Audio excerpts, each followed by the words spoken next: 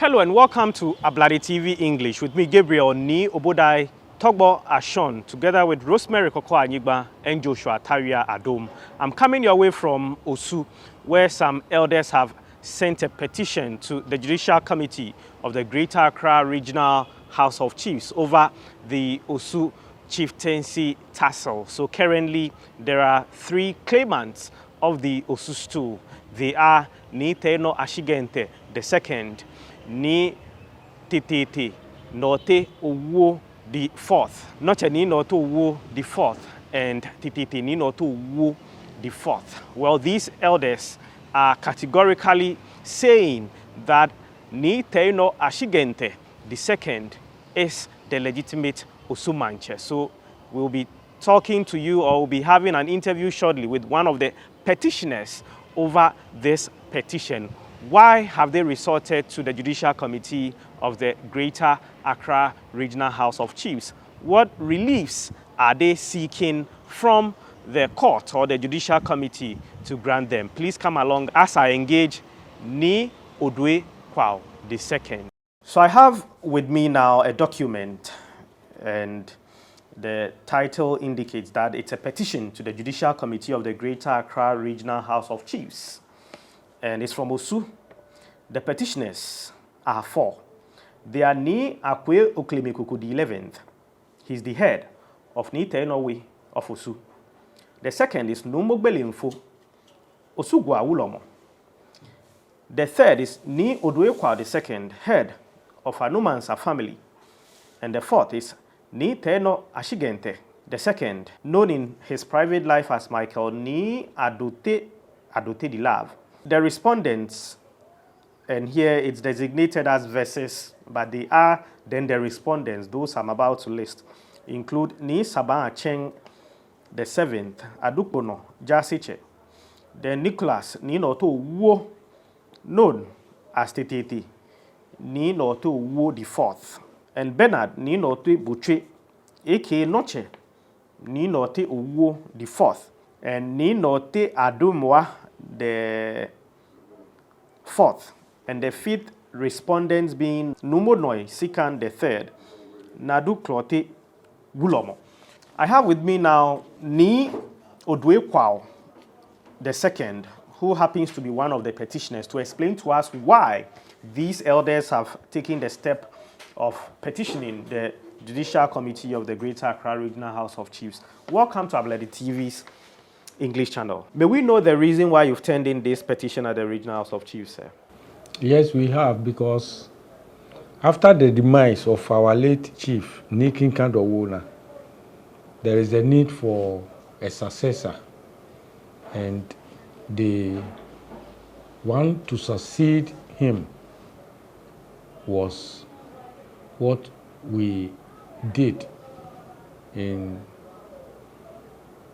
August 28, 2021. And so the rightful person to ascend the throne is Ni Teinor Ashigente the second. And we did that. But later on, we found out that there had been an emergence of other claimants. We've heard from the same so-called house called Owuo 2 claimants who claim they have been installed also as chiefs and are holding themselves. They are using the same name, except that they have titled it with Notse and Teteete. And they said they come from the same house. It's not good for our town, for our people. And they are holding themselves. Tomorrow you will see them here, tomorrow next you will see them there doing things as Osu Mantse. It must stop. That is the reason why we have petitioned the Ghana Traditional Council to seek redress. Okay. Thank you very much. And let me quickly take you through the reliefs. So it's titled Relief Sought by the Petitioners. The first being that a declaration that the only recognized black stool relevant to the Osu chieftaincy is the one known and referred to as Saint Kwame. Could you briefly explain this bit to us, that the only recognized black stool relevant to the Osu chieftaincy is the one known and referred to as Saint Kwame? Yes. Chieftaincy in our part of this world is being embodied with stools. Unlike other places, it's skin. So ours is stool. So the stool for the kingship of Osu is called Saint Kwame. And the bearer of it is the one who have to ascend the throne. I have said that kingship is based on three things. It is hereditary, it is ancestral, and then it is perennial. So the black stool for which the chieftaincy started in Osu is what we have for Teinor Ashigente II. And that makes him the bona fide person to ascend the throne. It is his throne. Okay, so before we end this program, Ni will briefly take us through the history of Osu, or at least that of the Osu stool, so you get exactly why he's saying that Teinor Ashigente should be the legitimate, or ought to be recognized as the legitimate Osu Mantse. The second relief being sought is that there should be a declaration that the second and third respondents do not form part of the Teinor, the first family, and do not trace their lineage or ancestry to Teinor, the first. This connects to your earlier explanation. Exactly. We challenge them whether they can trace their lineage to Teinor. Okay. Yes. Teinor being who? Or it will form part of the history you'll be narrating to us? Yes, it will form the part of the history. That. Okay. So please take note of this name, Teinor, the first, and the fact that he relates directly to Teinor Ashigente, the second, who has been installed as Osu Mantse, and also then not being recognized, for which we have two other claimants, being Notse Owuo, the fourth, and then Teteete Owuo, the second. You'll be understanding these when Ni Oduekwa provides the history. But the third relief being sought by the four elders is that there should be a declaration that the fourth petitioner herein is the properly and or legitimately installed paramount chief of Osu, and the fourth petitioner then being Teinor Ashigente II, Michael Adote de Lave, and that the second and third respondents, whom are being described here as not forming part of the Teinor, the first family, are Teteete Nortey Owuo the fourth, known in private life as Nicholas Nortey Owuo, and then Bernard Nortey Boche, known as Notse Nortey Owuo the fourth, both claimants of the Osu stool. So that is clear. The third relief being sought is clear. The fourth one is an order of perpetual injunction restraining the second and the third respondents herein jointly and severally from carrying themselves about as Osu Mantse men, and or from performing any customary or traditional role in that capacity. So this also in English is clear, but perhaps you may want to add something. Yes, ever since we installed Ashigente, we have seen these respondents also claiming they have been installed as chiefs, and they carry themselves about as Osu Mantse men. And therefore it is not proper for them to do so. And that's the more reason why we want them restrained and perpetually injuncted, so that they don't come near the Osu chieftaincy again. Okay. So here it's been stamped by the Registrar of the Greater Accra Regional House of Chiefs on 20th June 2022 at 2:50 p.m. So it should have been, or it should be, a few days back. Has at least any of these reliefs been granted in the immediate, perhaps the injunction, has it been granted? What has happened since you turned in this petition?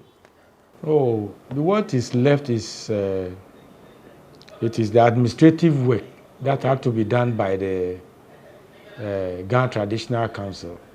But once... You mean the Greater Accra Regional House of Chiefs? The Greater Accra Regional House of Chiefs, sorry. Once the respondents had been served, the injunction takes effect, as the rule says. Do you know if they've been served? Well, have they? Some of them had been served, and we are hoping that by the close of day tomorrow, all of them will be served. Okay. Yeah, that's our hope. Which of them have been served? Is it Nisaba Achen? Is it Notse? I think Nisaba Achen, I know, had been served. How about Nicholas Nino to Owuo? Teteete Nino to Owuo? I don't think so. How about Bernard Nino Tebotri, known as Notse Nino to Owuo the Fourth? I thought I learned the bailiff is having problems locating them. In fact, they are all not living in Osu here. That is our major problem. They are not living in Osu. Even the houses that they said they come from, you can't find them there. You can't find them there. It's only Sabah Achen that can be found because of his ill health. That's why they can find him. But all the others, but they will be found for service to be made. Okay.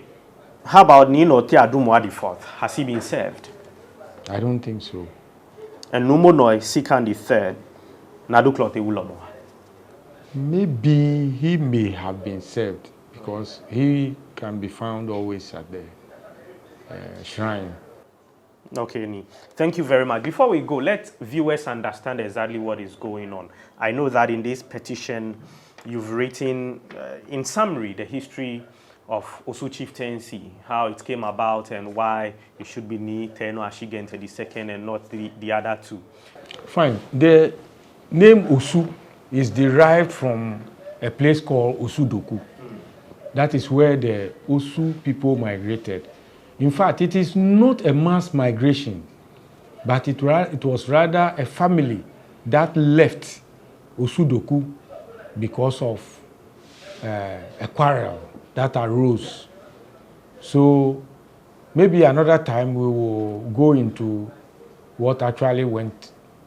It was about a traditional rite called Dipo, which one of the people who migrated had her daughter had the puberty rites. The Dipo is a puberty rites.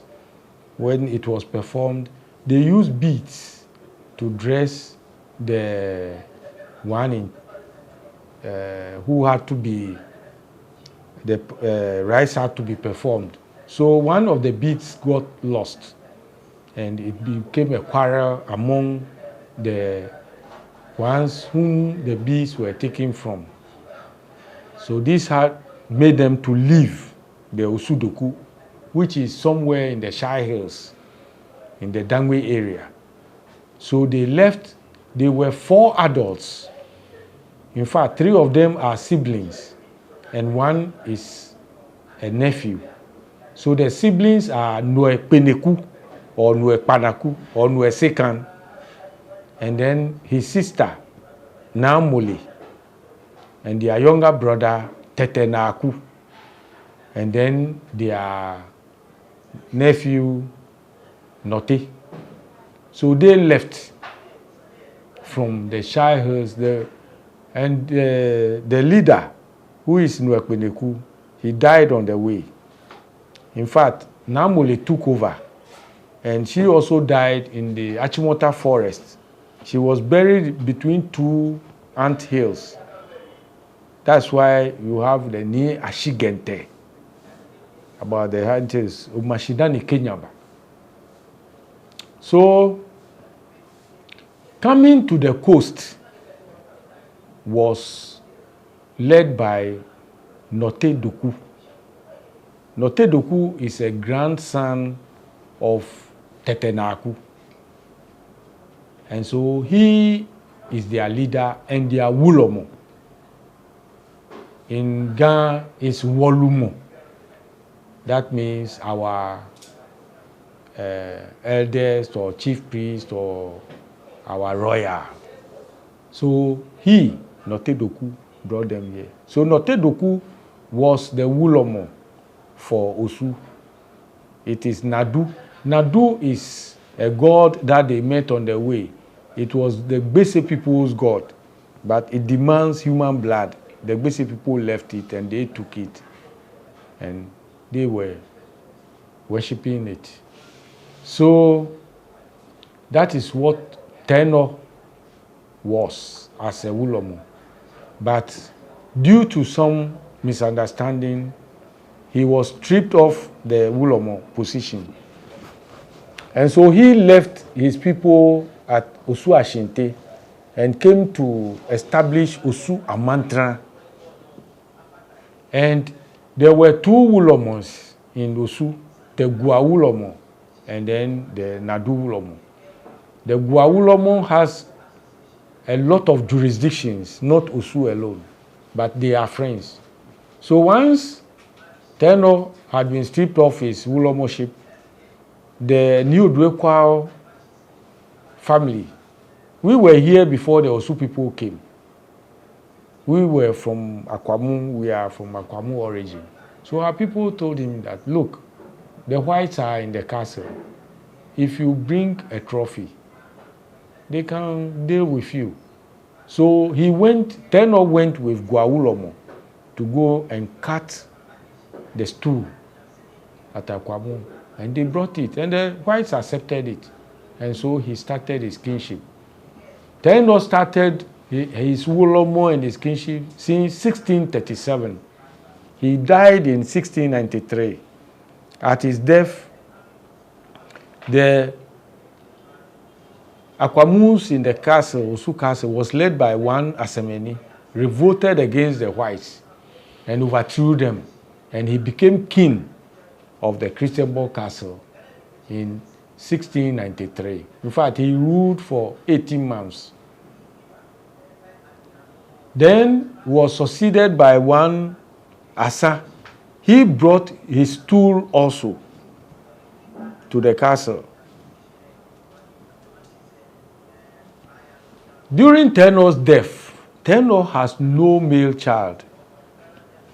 His children were all females. Two twins, lady twins, Akwele Akwoko and Tayua. So the kingship was taken over, like I said, the four adults. The nephew among them, Nortey.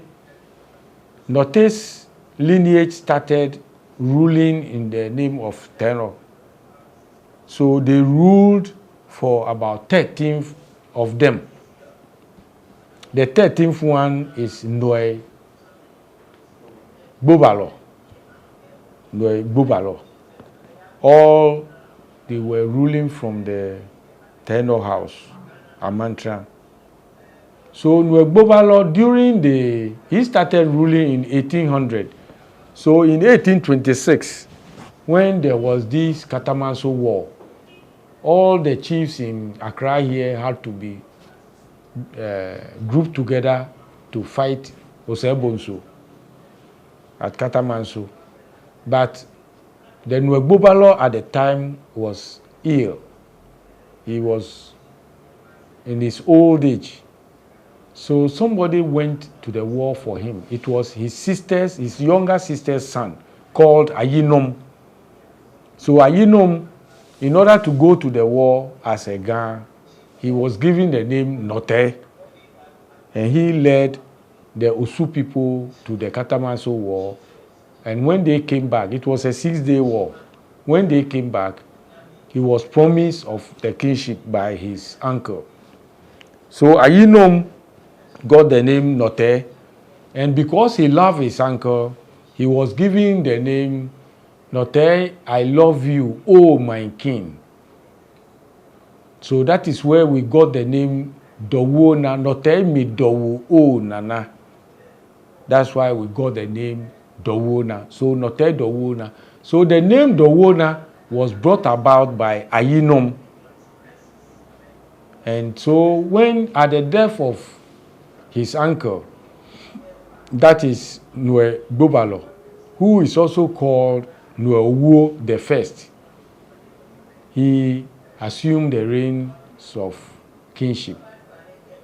And he needed to do certain things in order to consolidate his kingship. So maybe before we move on to that, these two personalities, that's Owuo the First, and then Ayinom, are the genesis of the two currently known two royal gates in Osu, or houses in Osu. Is that the case?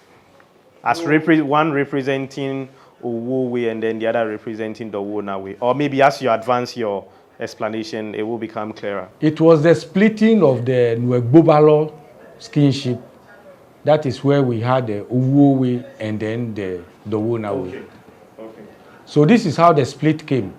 When the Owuo Ayinom assumed the reins of power, the Nortey people who had been ruling all over saw that if they don't take care, the rulership will be taken from them. So when Ayinom finished his reign, then there was this person called Tetousu.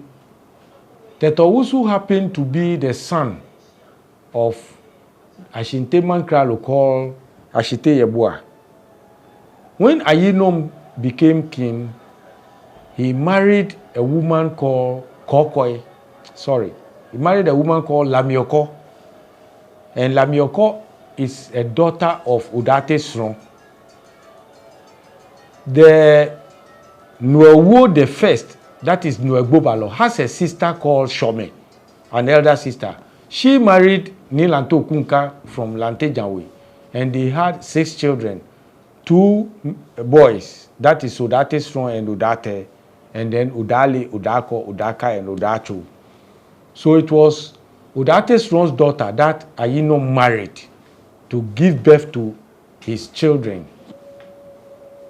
So when Ayinom finished the reign, this Udali married to the Ashigente Mankralo called Ashite Yeboah, had a son called Tetousu. He came to build a house near the Teinor way called Teteete way. And then he went and brought a grandchild of the 10th in line of the Nortey people and named him Abebio, Nortey Abebio, to come and succeed Ayinom. So Teteete way, he put the Abebio at the Teteete, the house that he came to build. Later on, they call it Kolokuwe. So when he also finished his reign, that is where the chieftaincy now split between the Owuo and Owuo. So when he also finished, the Abebio finished, it came back to a son of Ayinom. Ayinom had children with Lamioko. The children are Shome, Ninwe Frederick, Naku, Akwete, and Taiwa. So when the Abebio that was brought by the Tetousu died, then Frederick also took over the kingship in the Owuo line. Now, because they want to consolidate themselves, the Owuo emerged. It brought about people who will help him. Now, we were here. We, the Dwekwa people, Anumansa, we were here before Ayinom got the place called the Owuo Royal House. They came to build that one. So, in order to consolidate his kingship, you have these Fulanis who come to sojourn with them. They come yearly. They were 3. So, because the stool that is used for the kingship, they don't have it. It was with the whites at the castle, and I'll come to that. So these 3 brothers, Fulani brothers, they give them names: Nortey Obroni, Nortey Obroni, and Okwe Obroni, 3 of them. So they also went and cut a rival stool. And these Fulanis put some spell into the stool. So they were taking care of the stool. But during the bombardment in 1854, many left Osu here. The Fulani, they also left. Okwe Obroni, Nortey Obroni, Nortey Obroni, they all left. So Nortey and Okwe, they went to Ofankor area there. And then the Nortey went to the Ga area. But the Okwe returned. So when he returned, he couldn't stay in the owner house again. So they was given the place at Aduate. So a place was made for them at Aduate, and so he has to stay there. So they are the descendants of those they call Osiahene. They are the descendants. Their ancestors were Fulanis. They call Umar Oboe. Umar Oboe. So that's why the Aduates, their surname is Umarbo. It's Umar Oboe. So they are the what do I call it?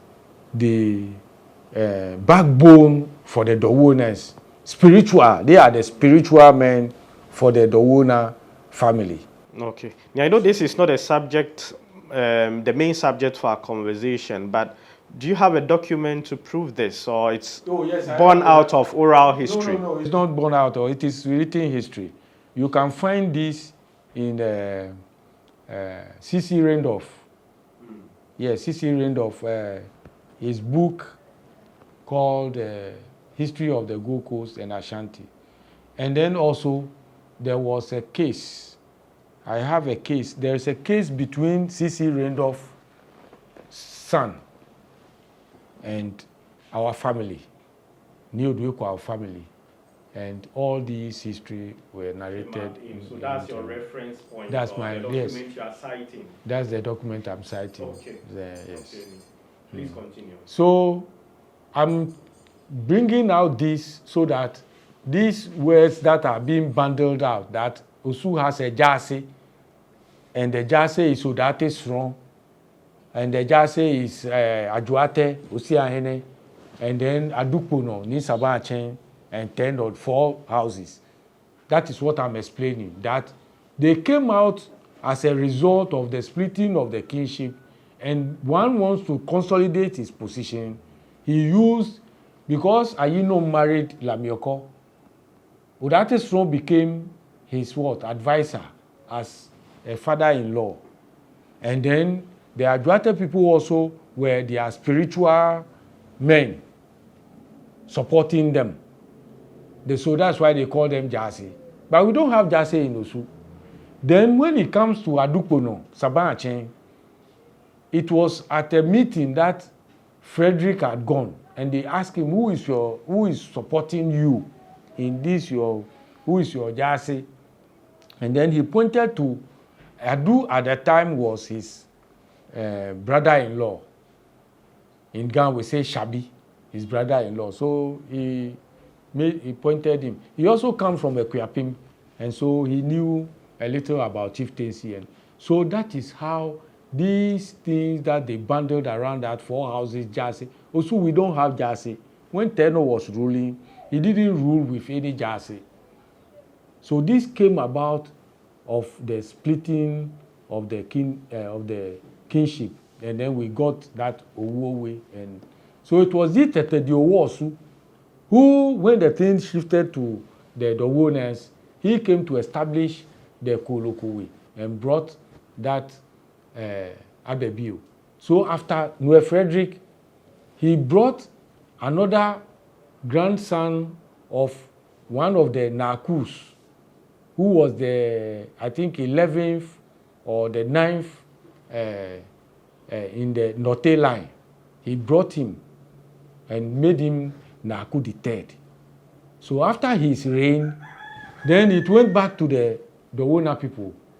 After the Godfred Alema in the Dowona line, then they went back to Teteete Owuo, and because they can't get a candidate, the Nortey Abebio had an adopted son called Niamon from Teshi.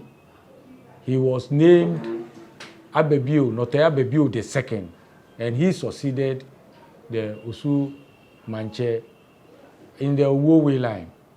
After Nortey Abebio, it was Nortey Abebio's time that the Osu Palace was put up. So after Nortey Abebio, then he came back to the Owuo line, and he was succeeded by Nortey Kwashi. Nortey Kwashi is a son of Akwete, son of Ayinom, the original Dowona. So after Nortey Kwashi, it went back to the Owuo, but they didn't have a candidate at the time. They couldn't get a candidate because at the time, the one who caused the shots, that is Teteete Owuo, is dead. So what they did was that there are some women, females, in the Teteete Owuo who had married and had children, male children from Ajuate. So they also named their children the same. You know, the Dowones and the Ajuates and all the names that they were borrowed names that were given to them. So they named their children the same. So they brought someone from there as a candidate for the kingship at the time. He was the one called Owuo the second. Owuo the second. He is the great grandfather of the present one of the claimants called Teteete. That is the great grandfather. So before he became king, we all sat down. All the four quarters signed for him. But for us, New Odwekwa family, we have to sign as a family, endorse it before he became king in 1932. After him, Osu had never known any peace in chieftaincy. After Owuo II, the Dowona people brought Roman. Later on, they said it doesn't come from the house, and they distilled him. And they brought Nate. They distilled him also. So after Nate's death, it went to Owuo. Then there, they also came up with the son of Owuo II, that is Jonathan. He too was challenged, and he was degazetted, and they distilled him. And they brought an unknown person called Late Ashon as Osu Mantse. They popularly referred to him as Old Road. He too was challenged, and he was distilled and degazetted. Then they brought Kinka Dowona. In fact, he shouldn't have been a chief in Osu, but well, he said he is Kinka Dowona the sixth. We don't have a name like that. All the Dowonas who were made kings, they have their names separate, and they have their stool names separate. So we have Dowona the fourth. Dowona the fifth is Nate.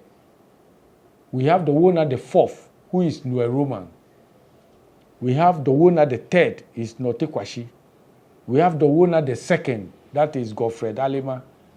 Dowona the first is Frederick, before his father Ayinom. So this is how the Dowoners named their chiefs. So what he brought is a different thing altogether. He said they claim that I refer to the statement made by Kutubabi Mantse, Nortey, that they went to our center to buy a stool, and that's what they used to perform his kingship. But like I'm saying,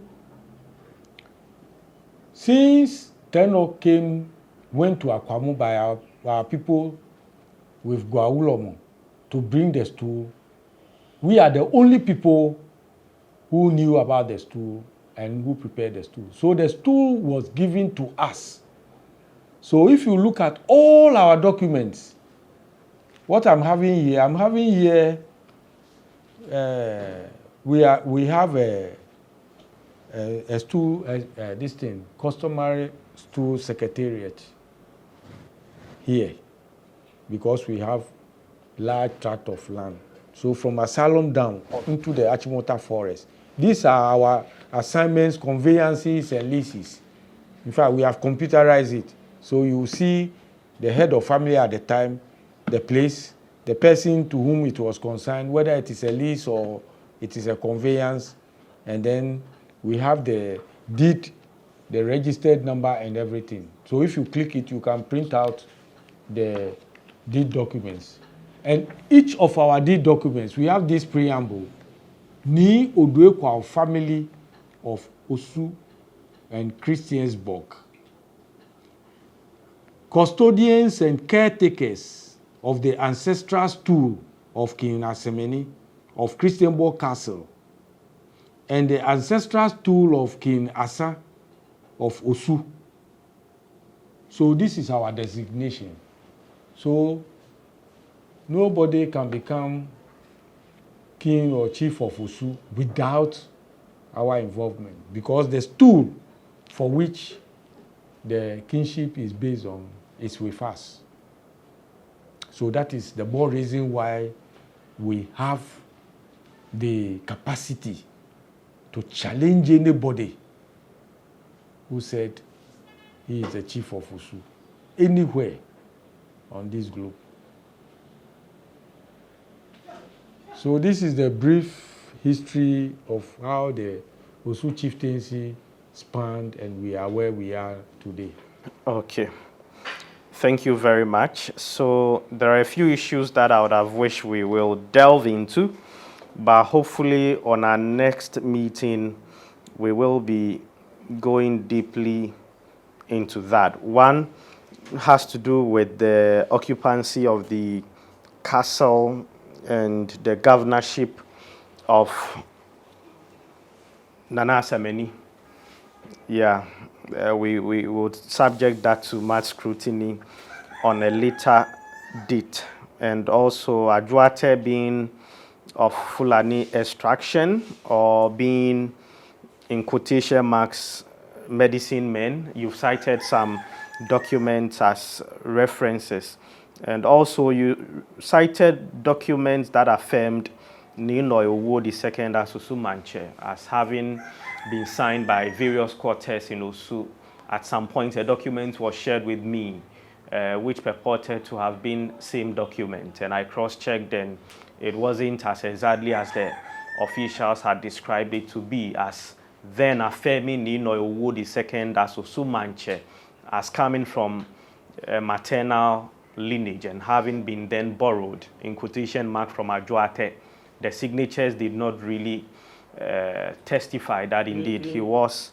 Yes. It only rather affirmed his position as the legitimate Osu Mantse, not primarily because he was borrowed from a different house. Exactly so, because even the Dowoners, those who call themselves the Dowoners, they are all from female extraction. They are all from, in fact, the Fulani... The document doesn't then mention that Owuo II was borrowed for that position. It only then backed his legitimacy as the rightful person to be the Osu Mantse. What our involvement in was that we are the only family that signed that document. All the signatories that you find are for the areas. But the Neo-Dwekwa family are the only people. And we are not saying this for maybe derogatorily that they are of Fulani extraction or this thing. Because, to be fair, the Fulanis are also a race, just as we have the Ghana people, we have the Fanti or whatever. But if you are there, you should know where you came from. Your, lineage should be able to be traced. And that should not be an offensive statement. It is to show where we were coming from and why we are here and where we are going. So it is not in any derogatory way. And they being the spiritual people of the Dowoners, also it's not in bad taste. It is to put the history as it is and the roles that different people had played within the period, so that we'll be able to see where we came from and where we are going. All right, so I made reference to that document too, because if Nino Owuo II was recognized as Mantse legitimately, then his great-grandson should have that same legitimate right. But then you track back a bit, then the issue of Jonathan also comes in. And if anything is to go by the claim that Owuo the second indeed hailed from Ajuate, and for which then Jonathan was taken out of the picture, people are also then mentioning that Owuo, being from a female line, there was a male line, and for which then Nila, the one you describe as Nila Tiashon or Old Road, yes, also comes into the picture. So a whole lot has happened over the past with several claims and everything. I wish that personally I could also pass pronouncement, but I am not in that capacity. People may want to then make their own position and why Notse, Nino Owuo, should rather be recognized as the legitimate Mantse, and same for Teteete, Nortey, Owuo, as also to be recognized as the Mantse. Here we are with Teinor Ashigente. I am not in that capacity, and I am very sure that it's the reason for which you've taken the matter to the Greater Accra Regional House of Chiefs for it to be given a final determination. So, I like one analogy that you made about Nortey, Owuo IV, Teteete, that his great-grandfather had been a substantive chief before. Yes. And so, by that token, he can also decide that he has right to be the chief of Osu. So by the same token, it is Teinor who brought the stool as chief of Osu. So if somebody... And that of Notse would then also be that he comes from a line that are said to be male descendants from the house that Nino Owuo II hailed. Perfectly. So if they can trace to that end, and somebody can trace beyond what they are tracing to, then why? The three principles stands. Hereditary, it is ancestral, and then it is perennial. So we want to go with that same logic. They should trace. Where they will end, we will do what? We will traverse. The concern is that why now? Why now? Why putting up this challenge? Why now? You see, you haven't been in the picture for so long. This challenge had been made severally, but it is being thwarted. I will tell you the battles that had been fought. I have a brother here, his great-grandfather. He has, in royalty, royals married themselves. You find somebody who is a royal here, is a royal there. For instance, the Queen of England, is the Duke of Edinburgh, or what do they call him, who died recently, Philip. He's a royal in the Netherlands.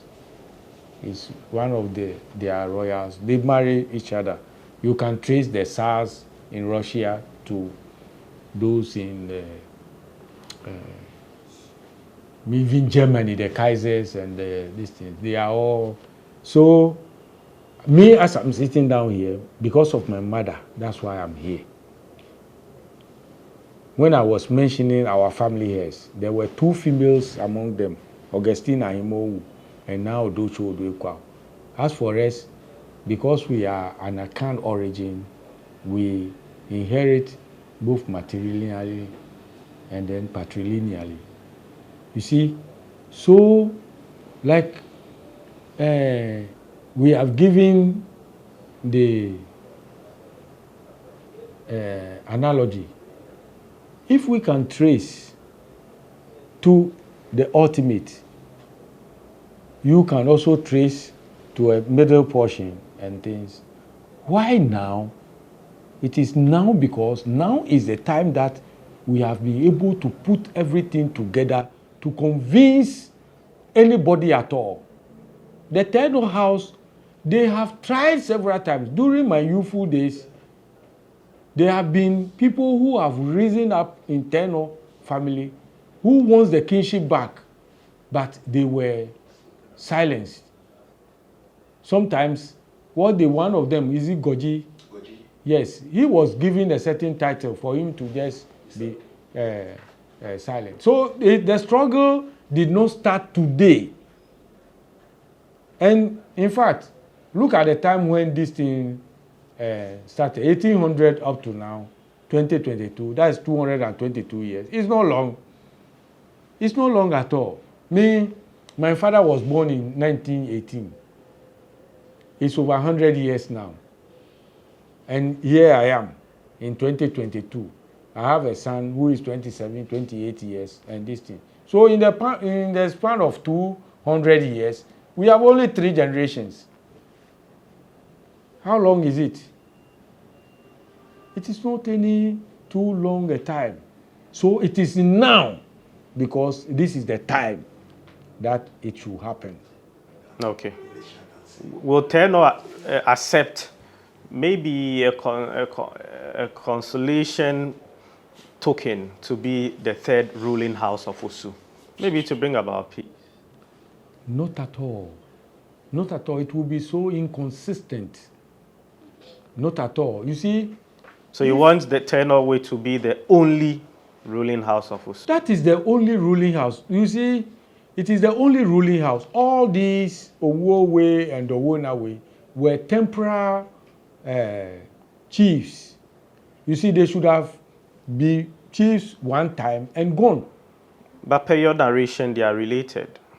Yes, they are related, but that doesn't make them... Whether directly or indirectly, they could as well lay claim to the stool and had been the caretakers that, as you may want us to believe, of the stool all this while. So, in fact, you wanted to... what you are bringing out now is like a compromise situation. But in chieftaincy, such things don't happen. Like I told you that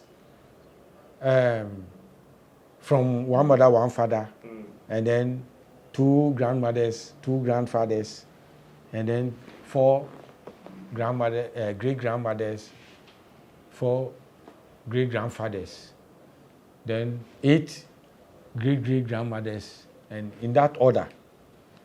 You cannot say that you toe one line. You don't shift positions as you will do. The one who will trace up to the last point is the one that has... We are correcting matters. So if something has gone wrong for a long time, shouldn't it be corrected?